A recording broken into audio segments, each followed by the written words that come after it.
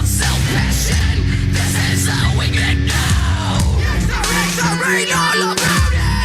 Evidence coming to take control. Extra read all about it. Evidence coming to take control. Lock and load, steal souls and watch it explode. Dispatch the death squad and watch it go. Serial killers, cadavers, murderous psychos. As the hour goes, it takes the time. Expires as we live dead, revitalized. Surprised by the high with red still in our eyes. The pleasure is all ours to give you the power. This is the maniacal hour.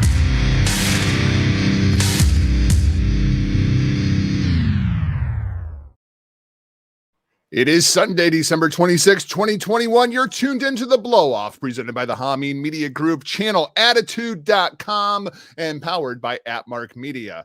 My name is Dr. Jargo, PhD, and I am joined alongside the COVID kid. He's the GAG from the PWC. He's the man who brings joy to the world. He's my man, Jimmy T. Jimmy, Merry, let's see, you're still day after Christmas? No, you're 2 days after Christmas. So Merry 2 days after Christmas. Merry day after Christmas to everybody else. Jimmy, welcome back to your show, my friend. Thank you very much. I'm in a real hooked mood tonight, actually, Jago. Oh, yes, hookers in the blow-off. Hookers in the blow-off. It goes hand in hand. We will be talking about Hook a little bit later on today's show. Jimmy, I know you're excited about that because I think Hook might be the first topic that we've talked about since we've been doing the blow-off, where we are at very opposite ends of the spectrum. You're in love with this kid, and I'm just like, me. Yeah, me. Man, come on. I mean, look, I was guilty of giving him a lot of shit before he stepped into the ring, but I take that shit all back, man, because, yeah, man, I'm a fan. I'm not going to lie. Yeah, hookers and blow. I want to start off with some WWE because, of course, you know, I don't watch a whole lot of WWE. And, Jimmy, I need you to fill me in. Day one coming up this coming weekend. January 1st is the date of the show, and I tell you what, man, they loaded up some big matches on this card. Is this thing going to be worth watching? Is the build as good as this thing reads on paper? No, I don't think the build has been as good as it reads on paper, but I think it will be a good pay-per-view, man. I mean, when you think about it, the pay-per-views that WWE actually do seem to be much better these days than your Raws or SmackDowns, that's for sure. Do you think so? Yeah, I do, Really? man. Yeah, I really do. I tend to enjoy the pay-per-views these days more so than actually the weekly shows. See, all I do is watch the pay-per-views because one of my rips and one of my compliments of WWE all at the same time is about their video packages. Their video packages are so freaking good. I don't need to watch Raw. I don't need to watch SmackDown. I can just tune into the pay-per-view, and in the span of about 3 minutes, they've gotten me completely caught up. I saved myself, 7 hours a week of having to watch WWE TV, and I've just boom, I'm right there. Yeah, but I haven't watched anything since, I didn't watch Survivor Series. So I haven't watched anything since October. Damn, that's quite a while actually, Jago. Yeah, but look, man, it's grueling. I'm not going to lie. Even watching SmackDown this past week, I mean, yesterday or the day before, man, it's brutal. Like this episode this past week was probably one of the worst SmackDowns I've ever watched in a long time. So obviously this thing is going to be headlined by Roman Reigns versus Brock Lesnar. And for people like myself who don't necessarily watch the show, when you hear Roman Reigns versus Brock Lesnar, your eyeballs immediately start to roll into the back of your head. But I'm a little intrigued by this one because the roles are reversed. We have Brock Lesnar as the babyface. We have Roman Reigns as the dirtbag that nobody can stand. Oh, wait, that role has not changed at all. I'm firmly in support of Brock Lesnar winning this title at day one. Aside from all of the Paul Heyman stuff and everything that's going on there, I think now is the time you take the title off of Roman. The character is getting stale. The character needs another layer to the character as we gear up for WrestleMania season. And I want that layer of this character to be anger. I want him to be very upset. Like him and Paul Heyman sat down. They concocted this great plan, this great work. It's all a swerve. Heyman is going to help Roman retain the title at day one. And then something goes terribly wrong and Brock Lesnar beats him anyway. And then we have angry Roman Reigns. That's what I'm here for. That's what I'm hoping that we are talking about. I hope that's the lead of the blow off next week. It's funny that you say about a swerve because me and Dr. Jeff Lippman we just did the Friday Night Smack Talk on the PWC, and he brought up the fact as well. He thinks it will be a swerve. I find it interesting that you said that too. So you think Heyman will actually stick with Roman Reigns, and this is all one big swerve? Can you take the Paul Heyman component out of the bloodline and have it continue to be as good as it has been, especially going into WrestleMania season? Are you making that call that, Roman, you're doing so great, we're just going to take away Paul Heyman from you? Like, immediately, Roman Reigns does not seem quite as interesting to me. Like, I feel like this has to be a swerve just to keep Heyman and Roman together, because I don't see where that act goes forward without Paul Heyman. Yeah, it's a good question to ask too, man. I mean, that's interesting because I haven't thought about it that deep.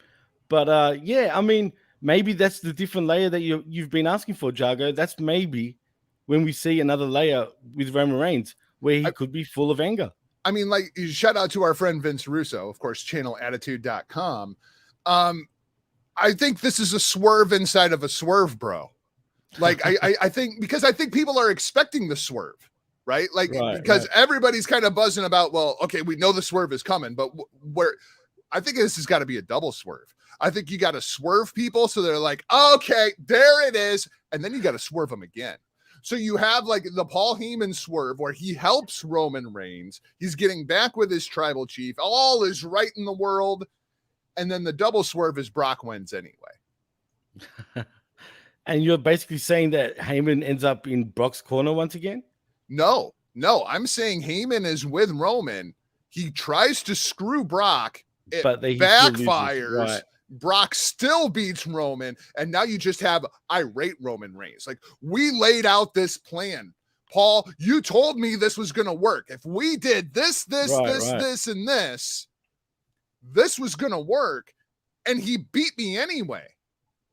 Right, like, I can see that. I want to see angry Roman Reigns. And maybe you see Roman Reigns actually win the Royal Rumble this year. Maybe Roman Reigns does go in very early, and he's like, I'm going to smash everyone. I ain't just going to smash Brock Lesnar. I'm going to smash 30 other dudes before I smash Brock Lesnar. Like, I want to see angry tribal chief. I want to see the pissed off mafia boss that just lost the pizza diner down at the corner. You know what I mean? Like, right. I need another dynamic to this Roman character, because the cool, calm, and collected Roman, like, just intimidating Roman, that only works for so long.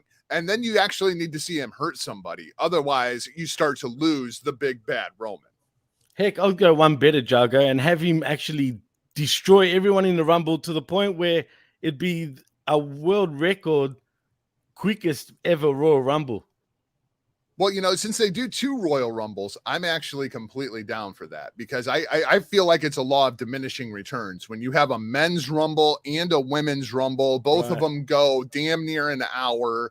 I think people just get bored until you get to about, the 27, 28 mark. Like, yeah, you're just kind of watching in the background. You're talking with the family. You're BSing with your friends that you got over. You're sitting around drinking your beer. Oh, number 27's coming in. I better start paying attention, because the finish is going to be coming up here in the next, 10 to 15 minutes. But I feel like that the first 45 minutes of the match, it's just about the spectacle of the Rumble, not so much who's going to win, who's still in it, who's out. And unless you're doing a story like Roman Reigns smashing everyone. Yeah, well, I'd love to see that. I really would, man. He's got to quit saying that. He's got to, because it's so bad. It's awful. It's like the worst catch line ever. It's almost as bad as Needle Mover. Oh. Look, man. Look, he's carried this company in 2021. Let's be honest, man. Roman Reigns is absolutely. Where did he carry it to, though? Well, yeah, that's a good point too. I mean, no, you're right. You're right in saying that he is the top dog, no pun intended, right? And where's he friggin' carried it to? I mean, they're at record low rating numbers, but in saying that, they're at record high in when it comes to revenue and shit. So I mean, it is what it is. It's always what I've said about John Cena. Like, what is John Cena's legacy? Because under John Cena, the WWE made more money than they ever had made under anybody else while they were on top. More money than Bruno, more money than Hogan, more money than Austin. Like, while John Cena was on top, the company made more money than at any other time in their history. Now we're seeing it with Roman Reigns. And every measurable fan interest metric is the lowest that it's ever been. Merchandise sales are the lowest, ticket sales are the lowest, TV ratings are the lowest, but they're making more money than they ever have. So what is John Cena's legacy? I really don't know at this point. I think his legacy is pretty much. That's a good question, man. You actually sort of stumbled me there for a second when I think about it. It's crazy, right? I mean, when you think about it, it's like from a company perspective, he's the greatest of all time. We made more money under Cena or Roman now than ever. Yeah, but the fans hate us and they quit coming to the shows and they quit watching the shows. And like, what? So what is the legacy of these guys? To be fair, though, Jago, I think WCW and ECW have a lot more impact to why the ratings are down every year since 2001, actually, Jago. When you think about it, go back to 2001, right? Right when WCW closes shop, just like ECW a bit later on, like, you know, a few weeks later on. And look at the ratings. It was a slow decline, literally, all the way from 2001 till now, and it's been a slow, steady decline, man. It really has. I mean, the numbers are in the pudding, man. It shows. I'm gonna have to look into this a bit more, see exactly when that decline started going. At least at the rate that it is, of course, at this point. If you look at it, it was very slow decline, because even in 2002, they had their best roster, arguably, ever in the history of WWE, right? You'd say? Well, if you look at it, even from then, they were getting high numbers, but not high numbers compared to like 99, 98, 97. Well, there was a lot of people that just tuned out because they were WCW people and they weren't going to support the WWE. I mean, that was just the reality of it. Well, some of them came back, some of them did not. Well, my point is, really, is it Cena's fault? Is it, you know what I'm saying? Is it Roman's fault? Because maybe that has more to do with the decline that we see today in professional wrestling. I think it's Vince's fault. I think it's all Vince's fault, but you know, it's definitely Vince's fault. That's a whole other conversation. Kind of like I've got one coming up. Myself and Virtue are going to be over at nodq.com, and we are going to have a conversation about who is more over, Roman Reigns or Kazuchika Okada. And I know on the surface everybody's going, oh, well, Roman Reigns. One of those guys, you know, just met with the governor of Tokyo to sit down and have a conversation about how we're going to reopen Japan and how we're going to have live events again. One of those guys carried the Olympic freaking torch, and the other guy is Roman Reigns in both cases. You know, nice. Just saying. I'm just saying. When it comes to over amongst the fan base, I think this is going to be fun. I think it's going to be fun. Let's talk about the WWE Championship over on Monday Night Raw. This is a convoluted cluster if I ever saw one. Big E, your current champion, taking on Seth Rollins, the recently re-signed Kevin Owens, and Bobby Lashley in a fatal four-way for the WWE Championship. You could really make a case for any one of these guys to take the championship as we head into the Royal Rumble, as we prepare for WrestleMania. I think I know which one I would like to see, but for different reasons than most people seem to think. Jimmy, who do you got coming out of this fatal four-way? Oh, man, it's a tough one, man, but more than likely Big E anyway, dude. Going with the champ. I mean, in a fatal four-way, that seems to be a WWE trope where the champ finally conquers all. Right, but that doesn't mean I want that to happen, though. That's the thing. But I still think Big E will win. What's the best direction for the company going out of this? Like, if you had the book, Jimmy T, who's coming out of this fatal four-way, and what's the matchup at WrestleMania? Well, first of all, I'd have Lashley be champ right now, in my opinion. You know what I mean? That's what I want. Lashley would be my champion coming out of this match. Absolutely. It'd be Lashley. And that's why, you know, part of me wants to say Lashley will win, but I just don't see it yet. You know what I mean? I I don't think they know. gave Lashley his win when he got into this match. When he beats Big E, Right. Seth Rollins, Kevin Owens, all 3 in one night. And he destroyed everybody pretty much that night, man. Yeah, it's true, man. And unfortunately, I don't know what the long-term build is for Lashley just yet by Vince's eyes. Really, he should just be crushing everybody. Okay, I went to this match second because I feel like these two things got to go together, right? Right. Everybody expects at this point that the main event of WrestleMania is going to be Brock Lesnar, Roman Reigns, in one way or another. I personally think that they're going towards a triple threat. I think Drew McIntyre is going to be involved in that as well. I think the smarter booking, my main event of WrestleMania is WWE Champion Bobby Lashley versus Universal Champion Brock Lesnar. And we're going to put these two badasses in the ring and we're going to have them fight. And the winner takes all at the end of the night. We unify these damn belts. You have one champion that floats back and forth between the shows. To me, Lashley Lesnar, that should be the main event of WrestleMania. I 100% agree with you, man. And if anything says WrestleMania, it's that matchup right there. You know what I mean? Put those two dudes on the poster, man. I think I'm they just want telling you. They're cock teasers, dude. WWE just want to cock tease you all the way till whenever they feel like putting on that match. And who knows when that will end up being? Could it be next year? Could it be this year? Who the fuck knows, man? But without I think Dwayne, Right. what do you do with Roman then? Yeah, that's a good question, man.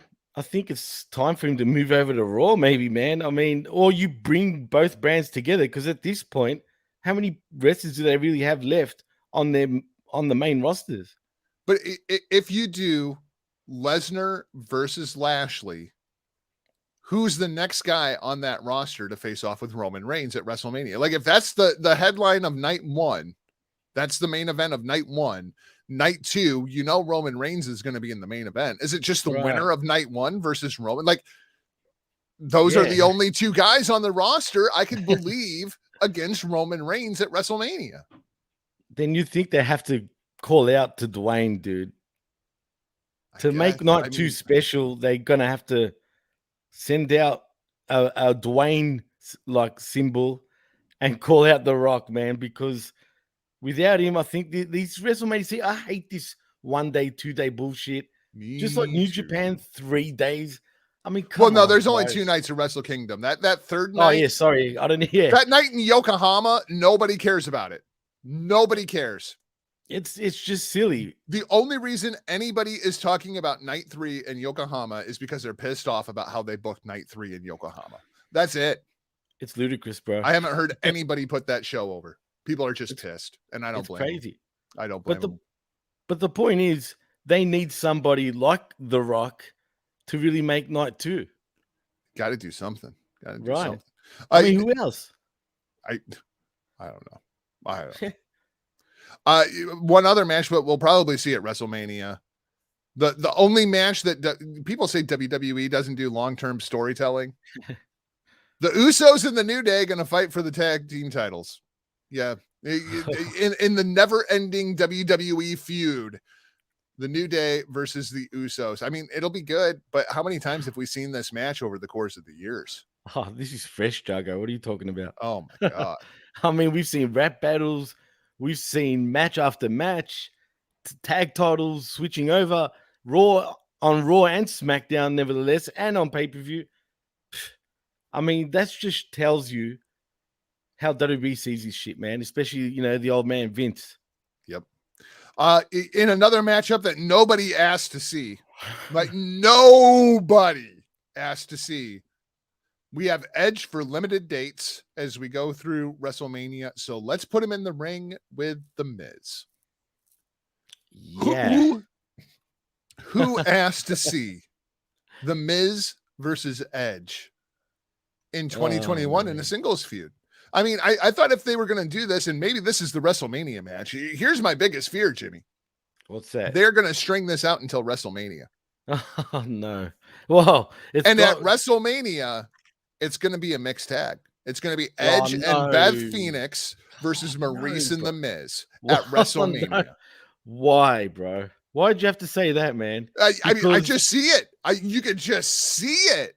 damn, dude, they have been making appearances on. Well, Maurice has been, pretty vocal, but yeah, man, I don't know, dude. I hope that doesn't happen, but if it does, Edge and Beth Phoenix will definitely win this match. Let's be honest here. They did it to John Cena. You think they won't do it to Edge? Oh, shit. Man, I don't want to see that shit. I mean, that so devalues Edge, really. Let's be honest, man. Yes. It You Miz, don't it have doesn't affect Miz. you don't have many main eventers left.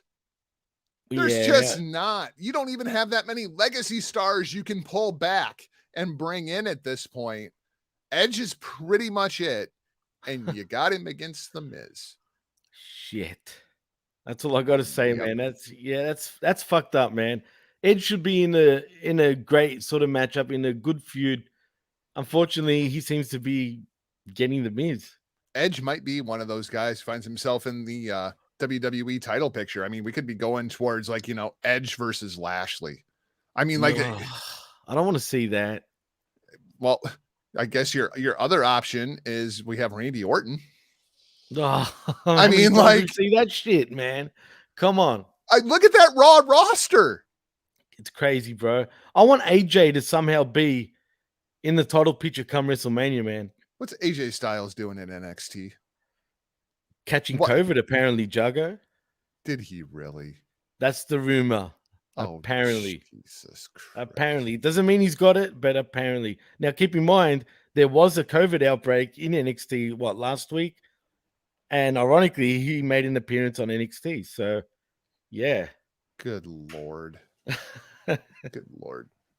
Becky Lynch takes on Liv Morgan. They've been trying to build this thing up, and it seemed like the big angle for the week was Liv going down to Black and Brave and jumping somebody who looked like Becky Lynch, but wasn't Becky Lynch. But Jimmy, there was something about this segment that bothered me even more than the terrible booking of it. What's that? How many cameras are set up at Black and Brave, let alone that Kevin Dunn has access to their video editing software to pull all of these different camera angles. But you never see a camera anywhere. Like, this felt so freaking overproduced, and it was everything I hated about the WWE cinematic matches. Yeah. Like when the Hardys started doing the final deletion and whatnot, the reason that it worked was because it felt like a home movie. Like there was somebody walking around, documentarian, like walking around, and it was terrible. It was terrible. This whole attack, they had like 15 cameras there. Yeah, no, it's not WWE strong suit, let's be honest, man. Every time they try that shit, it just doesn't look right. But which is weird because really they're very good at doing what they're doing.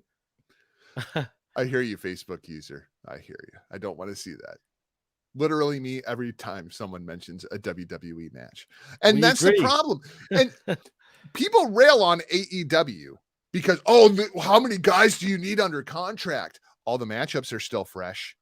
You're not seeing these guys just trading wins back and forth for 6 weeks at a time to where you're sick and tired of seeing the match. You're sick and tired of the stupid creative. You can have guy 1 goes out and beats guy 3. And there's all these different scenarios, but they keep the match that you're actually building to.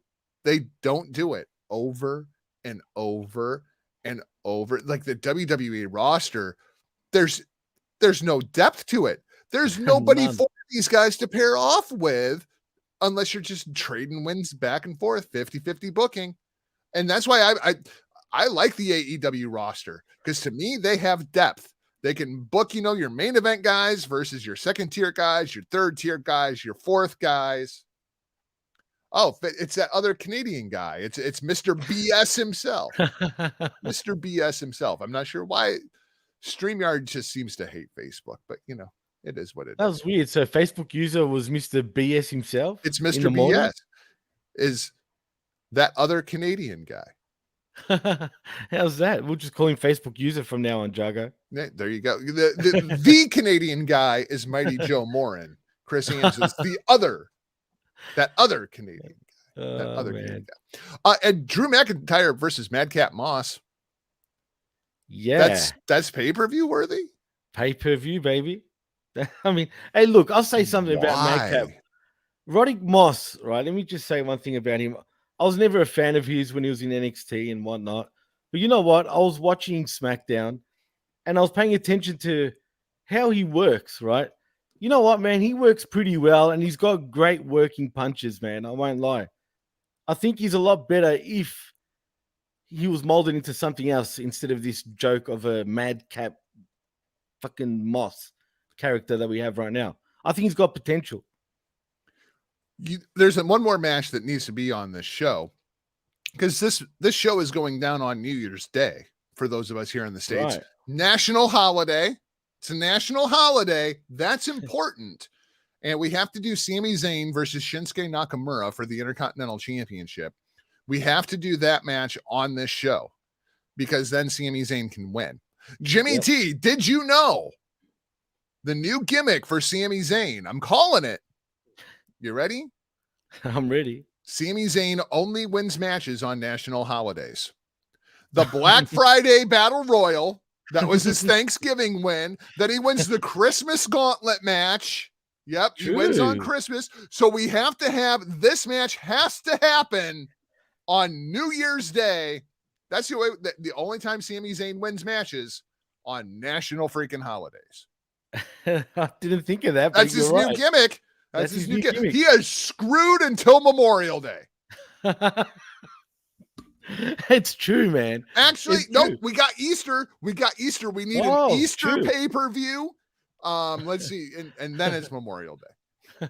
Poor Sammy Zayn. Well, he's definitely winning on January 1st, dude, against Shinsuke Nakamura. I hope the match is something like when they first faced off against each other in NXT when Nakamura debuted. I mean, do you remember that match? I do. Takeover Dallas. Exactly. And that match was one of the best ever takeover matches, period. It was probably the best WWE match in a decade. Easy. I mean, it's true, man. Yeah. That match was fantastic. It won't be. If they do this match again, it won't be. It will not be that good. It will not be that good. Oh, man, I hope you're wrong. I hope I'm wrong, too. But have you seen anything out of Nakamura or Sami Zayn lately that says this is going to be TakeOver Dallas quality? Nope. That's it, dude. That's it. Let's make the shift over here to AEW as we're about halfway through the show and we've only, talked about 2 topics. Hangman versus Danielson. Hangman versus Danielson 2 has been scheduled for the first TBS Dynamite here in just a couple of weeks. Part of this is a ratings ploy. They're going to give away the big match. It sounds like they're going to do judges. I don't think this match is going 60. Although I do like AEW kind of incorporating judges, just planting seeds so that, years down the road when Cody needs to have a match with the champion and have it go 60 minutes, because we all need a 60-minute Cody Rhodes match and have it go to the judges. Oh, God. It's going to be a thing. It's going to be a thing. What do you make of Hangman versus Danielson 2? I was firmly on board with Danielson taking the title from Hangman Page a couple of weeks ago at Winter is Coming. I feel kind of differently as we go into this first Dynamite. I just do. First of all, once judges got announced, you already know there's going to be a fuckery finish once again, Jago. See, I don't 100%. Think so. I don't think so. Oh, I think Hangman's going to pin him clean. Nah, I don't see it, man. I think we get the blow off at Revolution between these two at Hangman versus Danielson 3. Oh, yep, I'm telling you, dude. Can they milk this until February, though? I don't know, but they will. Well, I mean, I feel like it kind of ties into this Punk and MJF feud. Definitely does. Because the winner of this feud, it seems like, is going to be the number 1 contender. Would you rather see Hangman versus Danielson 3 at Revolution, or would you rather see MJF versus Hangman at Revolution? You know what? I'd actually rather see Danielson against Hangman number 3 over MJF and Hangman. Only because I don't like that matchup, to be honest. I just think it doesn't. I don't know, Doesn't man. jump off the page. Right, it just doesn't. I don't know why. It's weird, right? You think it would, but when I really think know about it, why. You know why, and I know why. It's because Hangman Page is involved. And I like Hangman. I think Hangman is a hell of a talent, but if this was for the TNT Championship, I would feel like it was being booked at Hangman's level. I do not view Hangman Page as a world champion. I just don't. sadly, neither do I. And that's the sad part, because I like Hangman Page, but something's missing, man. It just wasn't the right time for him to become champ. I think it was better in the chase. And now cowboy shit has been totally annihilated. Piece of cowboy shit. Yeah, piece of cowboy shit. That's it. It's over. It's done. Oh, that was such a great line. I popped brilliant. so freaking hard for that line. You piece of cowboy shit. Like, seriously. On the other hand, we do have the Punk and MJF thing, and this is ongoing. And I feel like this Punk MJF thing might get us to 3 matches of Danielson versus Hangman, because absolutely, Jimmy, if this thing is going to be booked correctly, all right, I was having a very difficult time trying to figure out how you prolong this feud. How long can we keep this thing going between like 6-man tags and just promo battles? Like, can we get all the way to Revolution with MJF versus Punk? And my answer was no. And then this past Wednesday night on AEW Dynamite, Sting tried to murder MJF. Sting took MJF and launched his ass way too far. MJF lands on his freaking head on the concrete. Number 1, it was a scary bump. Number 2, I'm very glad MJF is okay. Number 3, if I'm MJF, I am coming out in a neck brace and nobody can touch me for the next 6 weeks. If you touch me, you're fired. If you touch me, you are fired. I will sue this company. I will own the Jacksonville Jaguars. I will own AEW. Tony Khan, I will sue the shit out of you if anybody touches me, as long as I am in this neck brace, until it leads up to a ruse. He's been fine the entire time, takes off the neck brace, puts the beat down on Punk. That's like the week before the match. Like, we have legs now. Like, we can milk this thing, and MJF is the perfect character. If anybody was going to land on their head, I'm happy it was MJF. That's funny, right? Definitely, man. And it's a blessing in disguise, actually, Jago. I mean, seriously, I'm pretty sure he's smart enough to know he's going to milk this shit right now. I got something here. 100%. I'm doing the Andy Kaufman, you cannot touch me gimmick. Absolutely, man. He will definitely go down that route. I mean, if he doesn't, I'd be shocked. Put it that way. And look, I mean, look at all these, the past few weeks, the interaction between Punk and MJF. The last 2 weeks, this is all them stalling, man, to buy time. That's what this shit is, man.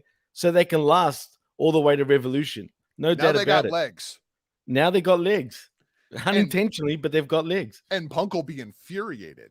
I mean, absolutely. You know, when this thing was leading up to a fight, just between the two of them, you know, It was like, okay, but once we get there, because you know Punk's the one that's playing the mind games, he's the one that's in MJF's head. Right. Now we can completely flip it, because Punk can't do anything about it.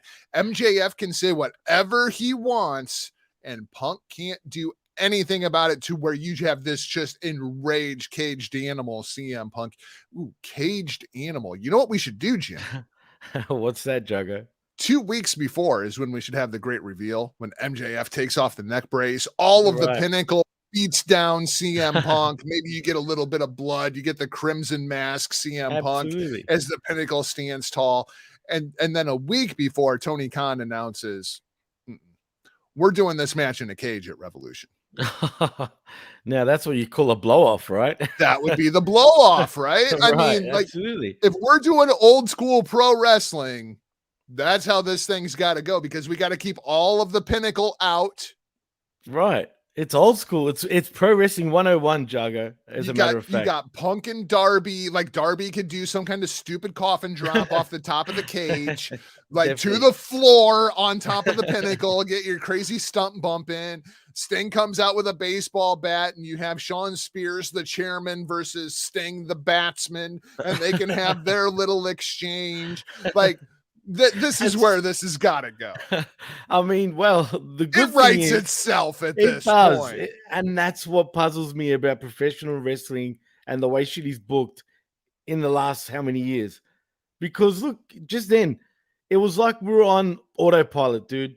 Right. It literally just let itself there. Yeah, here's your next 8 weeks of TV, Right. TK. Here's what we're gonna do. Boom, boom, boom, boom, boom. Like, that's it. Week to week. And really, you don't even have to think. It literally just progresses on its own. Yeah. You know what I'm saying? And that's what puzzles me. So, but the good thing is we do have Punk in one corner and we do have MJF in the other, and they've got Two old smart school guys. type. Right. So 100%, I think that's where it's leading to. Whether that be a cage match, who knows? But you know what? Let's go back to Starrcade in 84. Well, even the beginning of this feud, Punk was talking about how, you always got your boys with you. It's always Wardlow, or it's always FTR. It's Shawn Spears. Like, even the very first promo, Punk was like kind of laying the seeds for, I just want me and you one-on-one, no outside interference. Like, we're building to a cage match. This has got to be a cage match. How about even a dog collar match between the two of them? Ooh, that'd be good too. Think about it. I can so see it. And it's Piper versus Greg the Hammer Valentine all over again. Yep. Think about it, from back in Starrcade, way back in the 80s. Tell me that wouldn't work. I could see it. I could see MJF in the dog collar, dude. Went to bed, you were recording the Rampage recap. Wake up, you're recording this. Merry Christmas, fellas. Okay. We don't stop. We've been at it all night. The whole time you were sleeping, Jimmy T was podcasting. I was. My ass is sleeping too, but Jimmy T, I had his ass working. Yeah, he sure did. You bet. Let's talk a little bit about Sting, because pro wrestling fans are the dumbest bunch of people I've ever seen in my life. Jago. Jimmy T did. Okay, so we have Sting comes out in the CM Punk variant of his makeup, right? Right. Then we have Darby comes out doing tomato face Sting. And then we have Punk comes out in the 80s Surfer Sting makeup, right? Or was it? Well, and I'm going to all of these message boards, and I'm like reading through comments of people talking about this, and the number one comment I see is, why does CM Punk look like the Ultimate Warrior? That's and I'm like, wait a minute. Was it? Wait a damn minute. He was Blade Runner Warrior, dude. Like, nobody remembers like Surfer Sting at this point. Like, nobody remembers. I'll be honest. The Blade Runners, like, really? I'll be honest, Jago. Yeah, when I first saw that face paint, right, we were recording the skirmish, and I had that in the background, right, because I was a bit delayed on the thing, so I was sort of had it in the background, and I'm like, really? Like I said to Chris, did he really like? You know what I mean? You know what it reminded me of, dude? Remember, like back in the day, like all the little stingers, and they'd have their face paint on and shit like that. It looked like he was a little stinger, dude. I mean, the difference is, all right, because I'm looking at it right now. I'm looking at this picture of CM Punk and the Sting. That's clearly the Sting makeup. That's the Surfer Sting makeup. But it's too rounded, though. The Sting one sort of had it was sort of uneven, if you know what I mean. Like, yeah.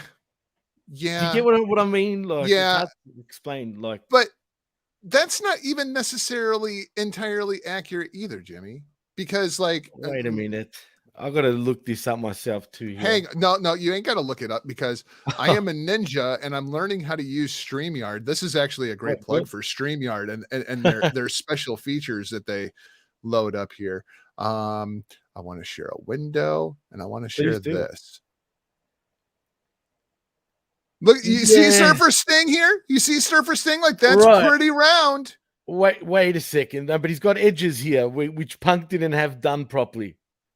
I mean, I feel like the problem was more than anything. Like, come on, dude. Like, come on. Like, seriously, when you think about it. When you look at the Warrior makeup versus the Sting makeup, the real difference is the way that it comes down on the nose. Yeah, that's the Warrior's makeup curved in and then back down, whereas Sting's just went around. Right. All right. And also, but Warriors paint goes sort of like that too. Like, but more importantly, how do people not remember Surfer Sting? Oh, come on, it's dude. I'm sure people do. Dude, I don't think so. I think there is an entire era of professional wrestling fan at this point that thinks that Crow Sting is the beginning of Sting. No. Like, why does he look like the Ultimate Warrior? Why are you a fucking idiot? You know what I mean? Like, what the fuck? How do you not know Surfer Sting? Oh, come on, dude. Surfer Sting was one of the biggest stars of the 80s and 90s, man. Like, early 90s. Oh, man. Surfer Sting versus Muda in the Battle of the Face Paint? Like, come on. Where y'all been? Come on. Where y'all been? mean, and the story leading up to him turning into the Crow Sting from the Surfer Sting was brilliant in itself, because if you remember, he was slowly growing out his hair as a Surfer Sting. Like, it was in case they had to go with Sting as the third guy. Well, yeah, that's true too. But still, when you think about intentionally or not, it played out perfectly anyway, because he was transitioning into the Crow Sting and we didn't even know it yet. Yeah, because I mean, even Bischoff has talked about, going into Bash at the Beach, like halfway through the show, Hogan's not there yet. Hogan shows up and Hogan's like, all right, let's do it. And everybody was kind of like, oh, okay, we're actually going to do it. But like, he didn't want to do it, really. They expected Hogan to show up and be like, that doesn't work for me, brother. And then they were going with Sting. Like, that was the plan. And it wouldn't have worked with Sting, though. No way. It just wouldn't have made. You needed to make it look like it was WWE invading WCW, because it really felt that way during that time, man. I won't lie. That's what got me hooked. Are we doing it again? Are we doing an NWO angle here? Everybody's talking. It's going to be Adam Cole on a pole, Jimmy T. Yeah, it's the Undisputed Era versus the Super Click. It sure seems like that's where we're going here. And Adam Cole, I thought the best line of AEW over the course of the last week was when Excalibur made the comment that Adam Cole is a man with a foot in two different worlds. I thought that was a brilliant line, whether it was Undisputed or am I with the Super Click? What are we doing here? Jimmy T, where do you fall on this when it comes to, are we going to Super Click versus Red Dragon and somebody else? Are we going towards the Elite versus the Undisputed Era? There's a lot of different ways we can spin this thing. Or is it the Undisputed Elite? I do not. It might be the Undisputed Elite for a very, very brief period of time, but Red Dragon will definitely do their own thing. I agree with you on that one. Where does Adam Cole go? I'll tell you what, man. One thing you've just made me realize, though, about Adam Cole, Jago, is the fact how much of a slut is this guy? Oh yeah, he is. He is the door handle of professional wrestling. Everybody gets a turn with Adam Cole. Baby. Everybody gets a turn with Adam Cole. Everybody. I mean, seriously, he's the biggest slut in professional wrestling by a mile. I feel like I should be more excited about this, and I'm just not, because there is a big difference between people that know these guys from the Undisputed Era and from All Elite Wrestling versus people that have been following Red Dragon and the Young Bucks for the better part of a decade or working on 2 decades at this point. And we've seen this match 800 times. Red Dragon and the Young Bucks go way back. And it's true. We have seen it 10 million times. Well, you and I have, definitely. And it's great. Don't get me wrong. It's great. It's a great match. I love the chemistry with all these guys. But I feel like the AEW fans that have just gotten into this and they're like, oh my gosh, it's the NWO versus DX. It is like Oh. the two factions of the two no. companies. It's the Wednesday night wars are going to explode. We've got Undisputed Era has invaded AEW. Shit. And that's really how they feel about it. And I get that if you are new to watching these guys as performers. But if you go back and you watch Ring of Honor from 10 years ago, you go back and you watch New Japan Pro Wrestling, and especially the junior heavyweight tag team division from 10 years ago, it's like, we've seen this. And I feel kind of spoiled and I feel bad, but like, I feel like I should be more excited and I'm just not. Right. You know what? You hit the nail on the head, Jugger, because one thing I have noticed when I occasionally interact with the AEW fan base on AEW forums, right, or groups, there is a lot of them that are new fans. That's a fact. They don't know the history of all these talents, and that's okay. I don't expect you to go back and watch, the last 50 years of New Japan Pro Wrestling, the last 20 years of Ring of Honor to have all of these stories. I do not expect that, but it is a very different perspective versus somebody who's been following these talents for 10, 15 years. No, you're right, man. But if you're into something like a lot, right? Because I know me, when I was into something, I would research the shit out of it, right? So you'd think if someone was really into this thing, you would look into the history, you'd think. But it does seem like today's fan base, and in particular the AEW fan base, because there is a lot of fans, and I'm not talking about young guys or girls, I'm talking about even older fans that have just gotten into it and think they know what they're talking about, but really they don't have a clue. Well, we have to remember Adam Cole was introduced to the national audience at TakeOver. I mean, when he showed up and Undisputed Era was formed, that's where a lot of people are like, Red Dragon, where the hell are you guys getting that from? And it's like, well, okay, but that was 5 years ago. It was 5 years ago when Adam Cole joined up with Red Dragon in NXT. And that's where a lot of people know these guys from. They've never watched a Ring of Honor show in their life. Come on. They've never had history in Ring of Honor too. Yeah, of course they did. And that's what you think people don't realize that? I think I would be willing to bet 70% of the AEW audience has never seen a Red Dragon versus the Young Bucks match. Wow. Well, I mean, You're probably right. Think of how many people watch Ring of Honor. Think of how many people watch New Japan in a Western context versus, AEW did over 1 million people this week. That's true. No, you're right. I mean, we got to remember sometimes that, the shit that we're into and have been into for many years is not everyone's cup of tea. You know what I mean? So, yeah, it's true, man. They need to look into the history of stuff because I know I would be. That's for sure. And they have to tell the history. I don't know. Obviously, they can get the New Japan footage. Even the Owen Hart Memorial Cup, right? We saw the New Japan footage of Owen.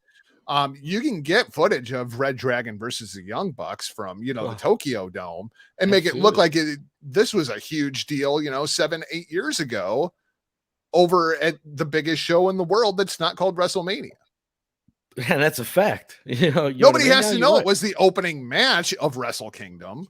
Right. As long as you got that video footage, I mean, it's easy to do. And that's the problem with AEW as a whole, though. They expect their fan base to already know the history, so they don't bother telling you the history. They just do shit and they're off to the races. They don't even explain why or how and when. You know what I mean? They just go into it assuming you know why. And that's an issue. I think they need to look at their fan base a bit more and actually change the way they do things sometimes. Now, the thing that does give me a little bit of pause here is Kenny Omega. Right. It broke over the last couple of days that we don't know when Kenny is going to be back. There is no timetable for Kenny Omega's return. A lot of people are saying February at Revolution. I think that's pushing it. I think you're looking at Double or Nothing before you see Kenny back in the ring, which is in May, I believe, right? That's the Memorial Day show. Right. So if this is going to be a 6-man, if we're doing like Elite versus Undisputed Era, we have to get somebody else involved. Right. And I think we did that last night on Rampage. Yes, we did. unless this is just going to be Red Dragon versus the Young Bucks, and we're going to drag this thing out for months. And without titles being involved, and obviously the Lucha Bros, the current AEW Tag Team Champions. Lucha who? But I don't see a Young Bucks versus Red Dragon feud holding weight without the titles being involved. No, I think, you know what I think, and I said this as a joke on the Friday Night Carnage with Michael Davis and the Professor Chavela Vera Cruz earlier. I think personally, I've got a feeling that don't be surprised if Cody gets involved in this. So because Kenny obviously can't be involved, right? Right. He just can't, right? Because ideally it would have been, the super elite against the undisputed elite in a little feud. So I think don't be surprised if Cody somehow interjects himself in this feud and you have the Bucks and Cody against the Undisputed Era. That's exactly what I think is going to happen. And I called that Thursday over on the No DQ review as well.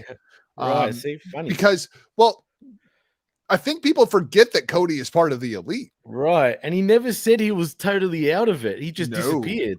He just, right. Yep. And with Kenny being on the shelf, that seems pretty logical to me. But so now I'm left with who's the baby faces? That's a tough one, man. Actually, who are the baby faces? Do you think it's going to be? I mean, even if it's Kenny, in the Bucks versus the Undisputed Era, like the Undisputed Era have to be the heels, right? I think it's hard. If it's Kenny, then they're the baby faces. I'm talking about the elite. Well, because I feel Cody, you cannot make the NWO the baby faces against WCW, right? I mean, could you imagine if you brought in Scott Hall, Kevin Nash, and Hulk Hogan, and they were the baby faces? Because they were getting cheered, because also wouldn't that be like Adam Cole, Kyle O'Reilly, Bobby Fish, Undisputed Era? Do you want the fans to cheer NXT over AEW? But the problem is you want to boo the Bucks and Cody if it's them three, say. And that kind of becomes the problem. You know what I mean? Whereas Undisputed Era with Kenny, you could turn the Bucks babyface. Absolutely. You could easily turn the Bucks babyface at this point. 100% if it's Kenny. But if it's Cody. But with Cody, you can't do that. The heat comes right onto the Bucks. Like literally. Now, we talked last night. You and I are in agreement. Mr. Chris Ames, Mr. No BS. He does not see this as a Cody heel turn. I absolutely took it as a Cody heel turn. No, it's a Cody heel turn, man. 100%. I'm with you. And all is right with the world. Even if Cody is playing a delusional baby face, that's still a heel character. That's what he's doing. That's exactly what he's doing. That's still a heel character. Yep. But last night, Jimmy T, as we wrap up this week's show, they did it. They freaking went and did it. They sent Hook. Cody is giving his big post-match speech. We've got David Crockett in the ring. Everything's going down. And they send Hook. And Hook and Cody, they have themselves a nice little moment. And they shake hands. And Tony Khan basically says, all right, we're going to do it the next time we're down here in North Carolina. Turns out that's Battle of the Belts. And then this good-looking bastard right here, the Hooker himself, is going to get himself a match with Cody Rhodes. In which case, I say R.I.P. Hook's career, because all Cody does is bury everybody. I mean, think about it. Who's the last person that had a good feud with Cody and their career took off? That's a good question, actually. I'm going to think now for a minute. Jughead. I mean, seriously, man. Everybody that Cody faces off with, they go down the card. Every single one of them. Except for Kenny, man. Wait, when Cody and Kenny haven't had a feud in AEW? Oh, not in AEW, but... No, I'm just saying in AEW. Yeah, nobody. Nobody, man. Heck, I want him to start doing the ring, kissing the Ring of Honor ring. Again, even AMJF is doing that. Right. Even AMJF is doing that gimmick. Cody doing that was so good, in my opinion, though. Cody would have been a great horseman. Oh, definitely. He would have. 100%. 100%. So what are we doing? Hook is clearly playing a heel that is over as a babyface. Cody is clearly playing a babyface who was over as a heel. Bizarro lands, man. That's what this shit is. I like it though. It's weird, man. It's weird. It's not. Is Hook ready for this? Can you put Hook in a ring with Cody Rhodes at a big show on TNT, Battle of the Belts? It's basically their first Clash of the Champions, TNT Championship on the line, and you're going to do Hook versus Cody?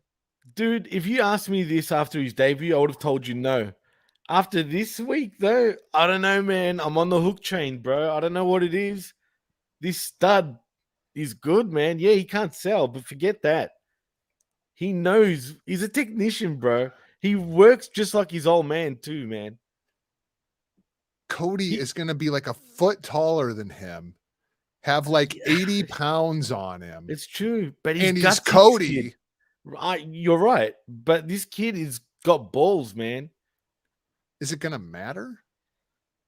I think it would be a lot better and closer than you think. I just hope if Cody goes over, I don't care if you're doing this for heat, right? Okay, wait. If Cody goes over, would you actually entertain, after 2 matches, mind you, 2 matches, would you actually entertain putting the TNT Championship on Hook at Battle of the Belts? Dude, you could do the Jericho fucking sort of win-loss sort of scenario. Remember back in 2000, I believe, or 99? Yeah, when he took the title from Hunter. Right, and then, Hebner got it back. You cannot do that. That will get the kid even more over, though, dude. Think about it.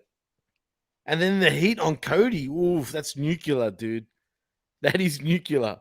And they don't call him Triple C for nothing, Jargo. I get the heat on Cody. That absolutely would be beneficial. I don't know how much Hook gets out of that. Oh, man. I just think the crowd will be burnt, dude, to the point where they'll be cheering Hook out of the building and booing fucking Cody all the way back to Georgia, bro. So are you turning all of Team Taz babyface in doing that? Hook is turning Team Taz babyface, bro. But that's what I mean, because you also have Ricky Starks involved. We have Powerhouse Hobbs involved. We have Taz himself involved. Hook is Ricky Starks right now. Yeah, but the problem is, have we heard Hook say anything? Doesn't have to, dude. He does if he's the champ. If he's the champ, did Taz really say much? I mean, he did. Don't get me wrong. I was going to say, Taz talked an awful lot when he was the champ. He really did. And he said a lot of profanity. But earlier, before he became the shit, he didn't say shit. You know what I mean? He was just a human suplex machine, Tasmaniac gimmick. You know what I mean? That eventually started talking shit. I feel like Hook's entire kind of gimmick, his entire persona, should be too cool for school. Like, I'm just here to like. It is, but when you go back and watch that match last night, there was a couple of times where Hook was kind of eating it up, where you got a couple of these and like he's egging the crowd on. He stops as he's going up the ramp and turns around and takes it all in. He knows, dude. He gets it. Like, really, he does. He does, but like Taz was this dark and brooding character. Granted, the towel helped, having the towel over his head. Absolutely. The whole win if you can, survive if I let you. One of my favorite catchphrases in all of pro wrestling 100%. History. Taz doesn't get enough credit at how good he really was. Oh, yeah. Man. Agreed. He was a machine. He was not only the human suplex machine, but he fucking was a machine, dude. Hook has had 2 matches on national TV and has never said a word. And he's over. And we're entertaining putting the TNT Championship on this kid. Like, I'm just saying, I think everybody, the entire IWC, Tony Khan, the EVPs, oh my God, everybody needs to pump the brakes just a little bit on this kid. But I think we're setting him up for failure. I really do. He's got this natural charisma that I don't get it either, dude. I don't know what it is. He's got something, and it's working, dude. It's working, but I let it be organic. Let it I think build. it has been. He's had 2 matches, bro. 2 matches. But before his matches, everyone was giving him shit. Think about that for a second. But and then he's once had he 2 debuted, matches. And now you want to put him in the ring with arguably the biggest star in the company I agree for the with you, championship. well, yeah, I totally agree. That thought would have never crossed my mind, right? If I was TK, right? Just saying, But pump the since they brakes. did, since they went that way, I'm not hating on it. But you're right. I get Relax a striking little while bit. the iron is hot, but Right. just calm your tits a little bit, TK. Calm your tits. We'll see where this goes anyway, first off. So that's going to wrap things up for this week's Blow Off. Thanks for watching and or listening. If you haven't already, please hit that subscribe button and then visit us over at atmarkmedia.com. Search Atmark Media on your favorite podcast listening device and visit us over at the Hameen Media Group channel, attitude.com. Keep up with me across social media platforms at NotJargo, MichaelJargo.com, which will also take you to atmarkmedia.com. Jimmy T, tell the peeps, the freaks, and the Greeks what you got going on this upcoming week. Are you going to be podcasting until we sit down to do another show together? Damn, you know, that's a good question. I hope not, man. I want to take a little breather because tonight has been crazy.